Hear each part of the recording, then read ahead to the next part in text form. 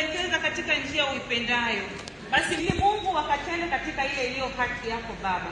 Kipekee kabisa tunamkabidhi mwenyekiti wetu Mheshimiwa Lissu katika mikono yako iliyo mikuu Jehova. Maana umesema amani ya kweli inatoka kwako, faraja ya kweli inatoka kwako, na ile haki Jehova inatoka kwako.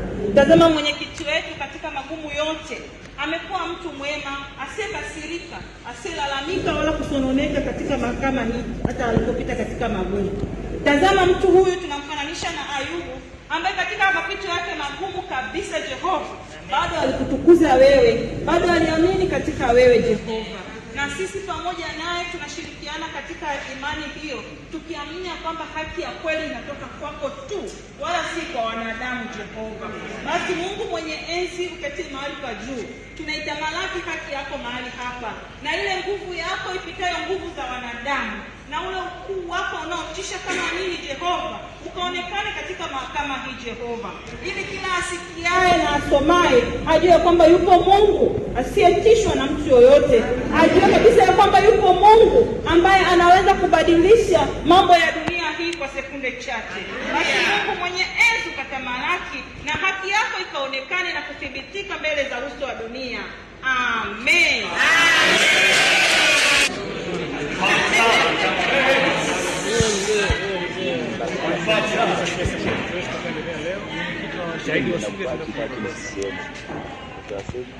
Asubuhi naamka naenda kuchukua pikipiki tumewaka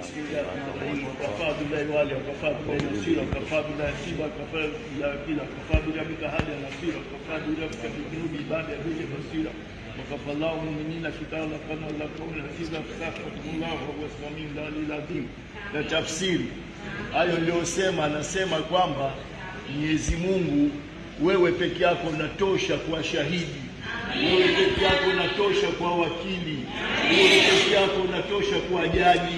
Mwenyezi Mungu, wewe ndio unaona dhulma na uonevu unaofanywa mwenyekiti wetu Tundu Lissu.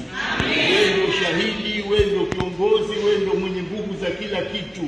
Tunakuomba Mwenyezi Mungu, inshallah kwa nguvu zako, baraka zako na uongozi wako, ufanyie haki uongozi wetu, ili uamrishe majaji wahukumu haki na wahukumu kisheria, kwa sababu tunaamini sote, dunia inaamini, wao unajua na watoto wanajua kwamba huyu mtu anaonewa, anadhulumiwa, hajafanya uhaini wowote wala hajafanya kosa lolote. Ukisomea historia yake tangu alipokuwa mdogo, kazi yake kusaidia watu wanyonge na maskini, na bado nia yake hata kulikomboa taifa hili, hata kuwasaidia maskini wa Tanzania. Kwa hivyo Mwenyezi Mungu, tunakuomba sote kwa pamoja umsaidie na umpatie haki yake ili aweze kuliongoza taifa hili. Kwa baraka za Mtume wetu Muhammad sallallahu alaihi wasallam, tunakuomba Mwenyezi Mungu tukubalie dua zetu. Amin.